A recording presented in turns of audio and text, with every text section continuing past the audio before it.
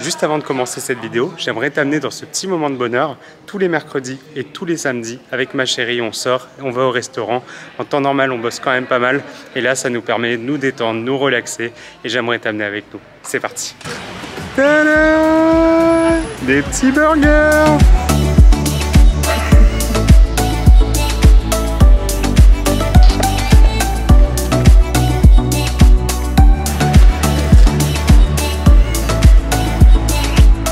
Ça y est, on sort du restaurant, on a passé un super bon moment. C'était des hamburgers, c'est un repas qui est plus calorique, mais c'est pas un repas plaisir, c'est pas un écart, c'était un moment d'évasion. Ça nous a fait beaucoup de bien, on a profité et surtout on ne culpabilise pas, tout est sous contrôle. C'est un repas qui est inclusif, c'est-à-dire que je viens inclure des aliments plus caloriques dans mon quotidien et c'est ce qui fait du coup l'équilibre, et c'est grâce à cet équilibre que je peux garder un corps en forme tout au long de ma vie, parce que ça m'évite de me créer une dette. Et donc pour comprendre plus ce processus, je t'invite à découvrir cette nouvelle vidéo. Let's go! Alors on nous a toujours dit qu'il faut souffrir pour être belle. Je vais t'expliquer pourquoi je suis complètement contre cette idée. En réalité, quand on parle de souffrance, on doit se dire que souffrance signifie douleur. Doit-on avoir de la douleur pour avoir quelque chose de bien ? Quelque chose de bien, quelque chose qui est censé contribuer à notre épanouissement personnel, c'est-à-dire se sentir bien, être heureuse, être en bonne santé. Est-ce qu'on a sincèrement besoin d'être dans de la douleur pour être en bonne santé? Parce que mine de rien, c'est de ça dont il s'agit. Quand on parle de faire une transformation physique, perdre de la graisse, avoir un corps en meilleure forme, on parle avant tout de santé. De santé, que ce soit aussi bien physique, mais aussi mentale. Et aujourd'hui, j'aimerais que tu te concentres sur ta santé mentale et je vais faire tout ce qui est en mon pouvoir pour t'aider à enlever cette idée que tu as en tête. Cette idée qu'on t'a mis et qu'on entend depuis des années, et c'est cette idée qui a causé ma perte. Ce que j'entends par causer ma perte, c'est que moi, je n'ai jamais fait de régime. Par contre, j'ai fait exactement un régime, c'est-à-dire qu'on appelle ça une diète. Une diète, dans le milieu du bodybuilding hardcore, on m'a toujours dit « Jérém, si tu veux avoir des muscles, si tu veux être en forme, tu ne dois pas manger de sel, tu ne dois pas manger de gâteau, tu ne dois pas manger ci, tu ne dois pas manger ça, tu dois prendre des shakers de protéines, tu dois manger des tonnes de poulet, etc. » Et donc, je suis rentré là-dedans. Je suis rentré là-dedans parce que j'étais naïf, parce que c'était à l'apogée du fitness. On était au tout début encore, c'était il y a 14 ans en arrière. Et ouais, moi, je regardais Muscle Magazine, je regardais des trucs comme ça. Et là, je voyais des bodybuilders énormes. J'étais passionné et fasciné par ces corps-là. Et je me suis dit, je vais faire comme eux, je vais vivre comme eux. Et donc, je me lance là-dedans, je me fais des brocolis sans sel, rien, vapeur, mais je mets même pas de sauce soja ou quoi, parce que c'est bourré de sodium et qu'on me disait que non, le sodium et tout, c'est pas bon pour la santé. Et peut-être qu'aujourd'hui, toi aussi, tu penses que le sodium est mauvais pour ta santé. Peut-être que tu te dis que non, tu dois te priver parce que c'est pas bon. C'est pas bon. Et en réalité, ce que je veux juste te dire, c'est que c'est les excès qui sont mauvais en tout. Et ça, tu le sais au fond de toi. On le sait tous en réalité ce qu'il faut faire. Et ce qu'il faut faire, c'est juste être le plus inclusif possible dans ton alimentation. C'est-à-dire qu'aujourd'hui, si tu te dis que tu dois sacrifier, je dois me priver des aliments que j'aime pour atteindre un physique dans lequel je vais me sentir bien, ça ne peut pas matcher en fait. Parce que pourquoi?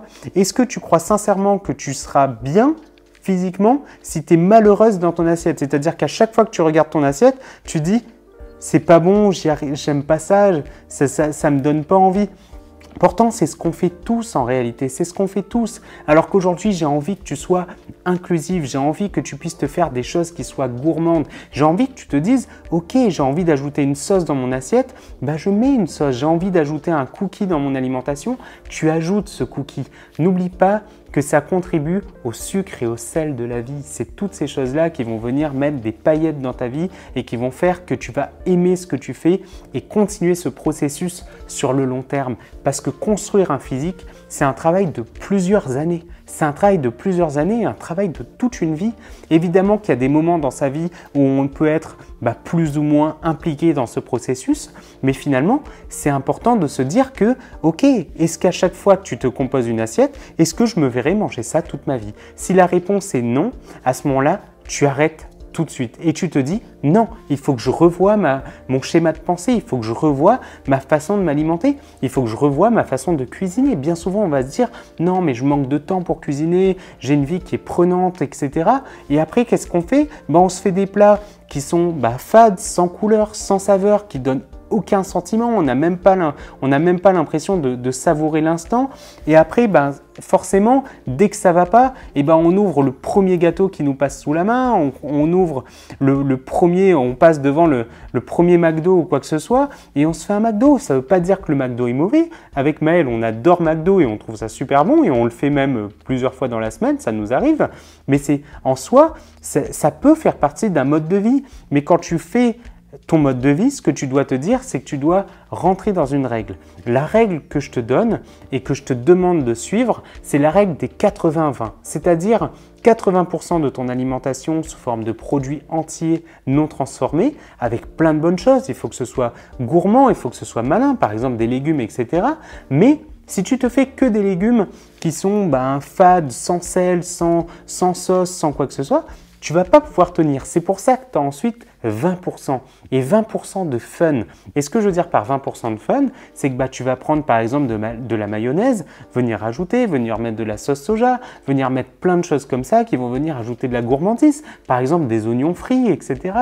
Ça vient tout de suite contribuer à ton épanouissement parce qu'on n'est plus face à une assiette de légumes.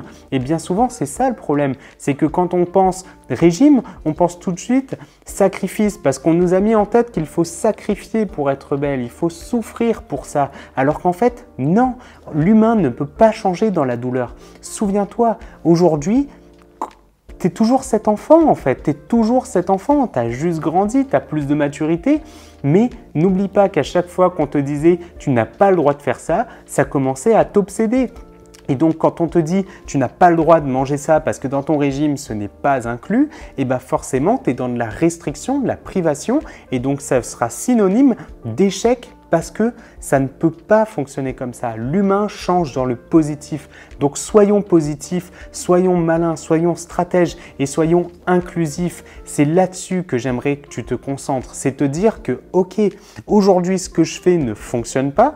J'ai peut-être une alimentation qui est basée sur trop de privation, qui me perturbe, tu vois, parce que forcément, si le matin tu te réveilles et que tu te dis déjà « Waouh, je suis obsédé par la nourriture, j'ai envie de manger un gâteau », dès que tu passes devant une boulangerie, ça te donne envie, c'est que quelque part, dans ce que tu manges à l'heure actuelle, il y a quelque chose qui ne fonctionne pas. Et donc, tu dois identifier la source de ce problème-là. Et bien souvent, la source, elle est simple. C'est que les assiettes que tu composes ne te satisfont pas, pardon. Et donc, aujourd'hui, j'aimerais que tu puisses te dire « Non, je vais revoir ça. Je vais me préparer des assiettes qui sont gourmandes, savoureuses, saines. » Et donc, c'est ici que tu vas changer d'état d'esprit et que tu vas pouvoir te métamorphoser. Parce qu'aujourd'hui, tu n'es plus dans la douleur. Aujourd'hui, tu es dans le plaisir, dans le bonheur. Parce qu'on parle de santé, on parle de bien-être, on parle de te sentir bien dans ton corps et bien dans ta tête. Donc, concentre-toi là-dessus. C'est du fitness, c'est de la santé, c'est du bien-être. Et ça, on a tendance à l'oublier aujourd'hui à l'heure actuelle, à l'heure des médias où on nous dit « bah non ». Il faut que tu sois une fit girl, il faut que tu sois comme ci, comme ça, etc. On te balance, c'est horrible, on est dans une société en fait qui nous pousse à la boulimie et qui nous pousse aussi à l'anorexie. Genre t'as deux messages en un, c'est-à-dire que on te dit, bah voilà, tiens, regarde, là il y a la nouvelle glace, là il y a le nouveau McDo, là il y a le nouveau chocolat intense, ci, ça, et après on te prône les pilules minceurs, etc. C'est complètement absurde, tu n'as pas besoin de ça pour être en forme.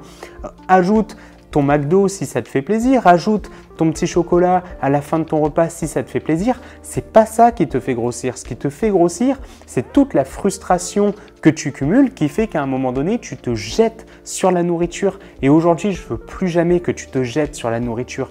Je veux que tu inclues des choses que tu aimes. J'ai envie que tu composes des assiettes qui soient gourmandes. J'ai envie que tu te gardes ce dessert qui te fait kiffer et de sorte à ce que tu puisses tenir sur le long terme. Parce que n'oublie jamais que la construction d'un physique est un travail de toute une vie.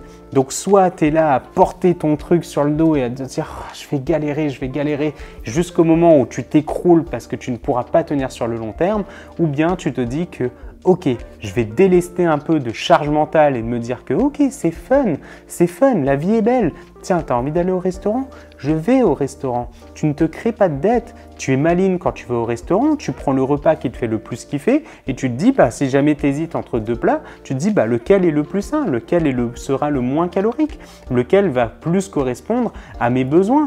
Et peut-être même que si tu pars dans cet état d'esprit, peut-être que tu ne ressentiras pas l'envie de prendre un dessert. Alors que si tu te prives, forcément, tu vas te dire, il faut absolument que je prenne ce dessert parce qu'à un moment donné, demain, ça va être difficile, ça va être Bagdad, je vais devoir me restreindre, je vais devoir me flageller et puis après, foutu pour foutu, tant qu'à faire, je suis au restaurant, je vais me laisser aller alors qu'un restaurant n'a jamais fait grossir quelqu'un.